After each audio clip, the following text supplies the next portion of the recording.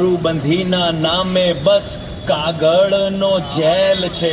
ઢોલેરામાં બોટલો, ભાવનગરમાં લાશો।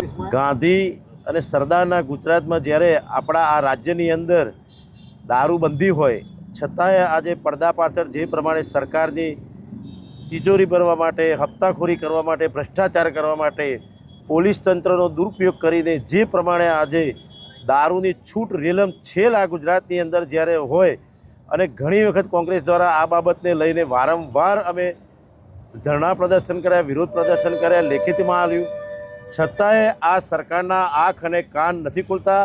અને જ્યારે આ સરકારની નિષ્ફળતાના કારણે આજે ભાવનગરની અંદર 10થી વધુ લોકો મૃત્યુ પામ્યા, 35થી 40 જેટલા લોકો હોસ્પિટલ ગંભીર રીતે આજે દાખલ કરેલા છે। આ એ સ્પષ્ટપણે દેખાઈ રહ્યું છે કે સરકાર પોતાની મસ્તીમાં મોજ કરે છે। પોલીસ તંત્રને જે કામ કરવાનું હોય એ ન કરીને કોંગ્રેસના આંદોલનો પાછળ જ પોલીસ ગોઠવી દેવામાં આવે છે। પ્રજાના પ્રશ્નો ઉઠાવવાના હોય ત્યારે પોલીસની જે કામગીરી છે, અડ્ડાઓ બંધ કરાવવા, ગુનાખોરી બંધ કરવી, ભ્રષ્ટાચાર બંધ કરવો, એની જગ્યાએ સરકારની સુરક્ષામાં, સરકારની પેલી વ્યવસ્થામાં કોંગ્રેસ જ્યારે પ્રજાના પ્રશ્નો ઉઠાવે છે એને પરમિશનો ન આપી અને એવા જે કાર્યક્રમો કરતા હોય પ્રજાના પ્રશ્નોને, એમાં પોલીસ તંત્રનો દુરુપયોગ કરવાનો। જ્યારે જરૂર શું છે કે આવા જે દારૂના દૂષણો હોય, જે અડ્ડાઓ ચાલતા હોય, ગુનાખોરી થતી હોય, ત્યાં સ્પષ્ટપણે આ હોમ ડિપાર્ટમેન્ટની, ગૃહમંત્રીની એક નાકામી સામે આવી છે।